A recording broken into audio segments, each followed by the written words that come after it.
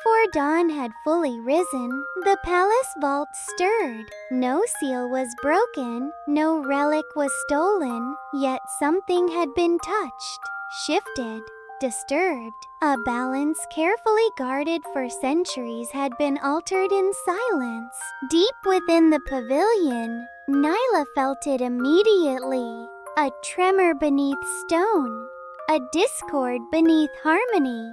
The place that had always guided her now whispered of danger. Elsewhere, Zaina stood apart from the waking palace, surrounded by beauty, separated by doubt. The weight she carried was invisible to all but herself. In places where sunlight never reached, plans unfolded, carefully measured, patiently assembled. Every movement was calculated, every weakness recorded. Power was not seized, it was cultivated.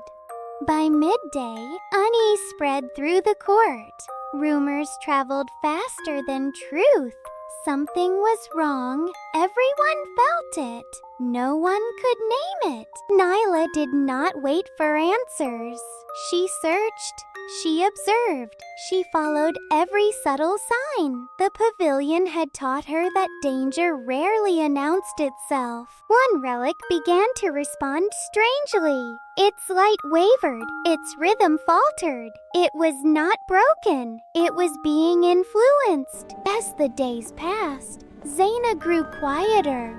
Sleep came late. Rest came rarely. Power demanded more than she had expected. Then, one afternoon, control slipped. A minor surge, a brief collapse, a frightened crowd. Nothing was destroyed, but fear was awakened. Alone with records and memories, Nyla began to see the pattern. Each disturbance, each shift, each imbalance, they formed a single path, and it led somewhere dark. From afar, the architect of chaos watched. Every reaction confirmed his design. The pieces were moving exactly as planned. At sunset, Solara appeared peaceful once more. Lights glowed, voices softened. Yet beneath the calm, a storm was forming, and Nyla knew she would soon stand at its center. Following the trail of imbalance, Nyla descended into places few remembered. Corridors built before her birth, paths meant for guardians long gone. The deeper she walked, the louder the silence became. In a forgotten chamber, she found fragments of history. Records half-burned, names erased, warnings ignored. The past had been buried, but never destroyed. One symbol remained untouched. The mark of those who once protected the pavilion. It responded to her presence, as if recognizing a forgotten promise.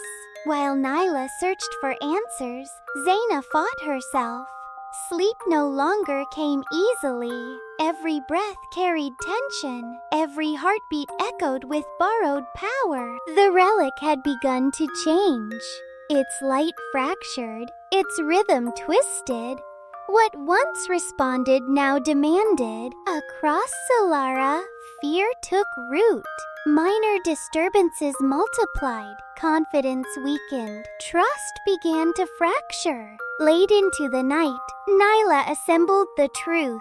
Each disruption, each unstable relic, each altered seal, they formed a web, and one thread stood out. In the days that followed, Zaina withdrew. She attended meetings. She smiled when required. She fulfilled her duties. But inside, she was unraveling. The relic no longer rested quietly.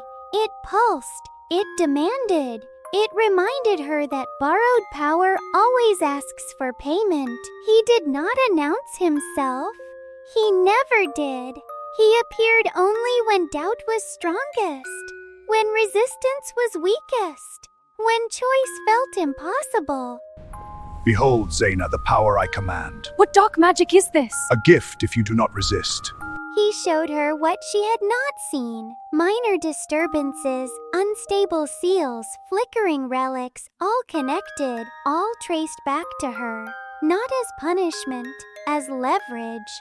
He reminded her that power, once touched, never truly releases its holder. If she stepped away, the relic would turn against her. If she hesitated, the court would discover everything. If she resisted, she would fall alone. Enter the outer seal chamber. Weaken one stabilizing relic quietly.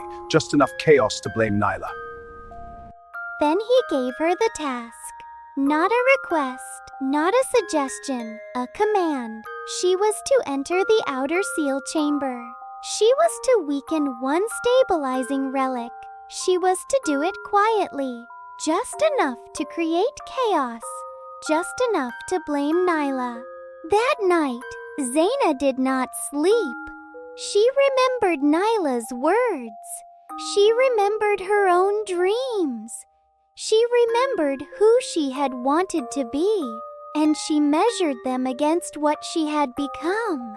Before dawn, she made her choice. Not because she believed in it, because she feared the alternative.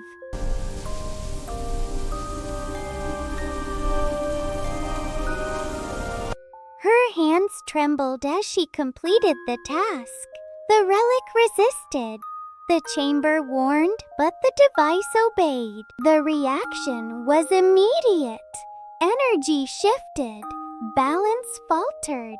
Control weakened. The palace felt it. The pavilion felt it. Nyla felt it.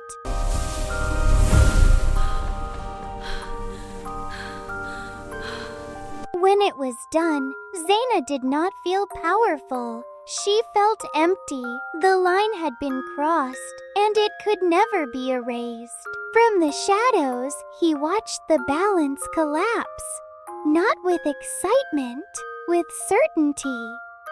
Everything was unfolding exactly as he intended. Inside the pavilion, Nyla staggered. The harmony she trusted had been wounded, and she knew with painful clarity that the attack had come from someone close. By midday, the court was summoned.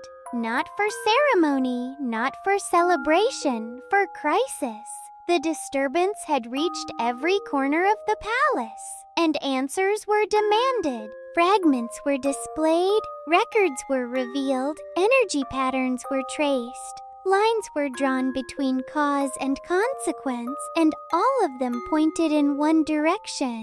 Princess Nyla was called forward, not as guardian, not as protector, as suspect.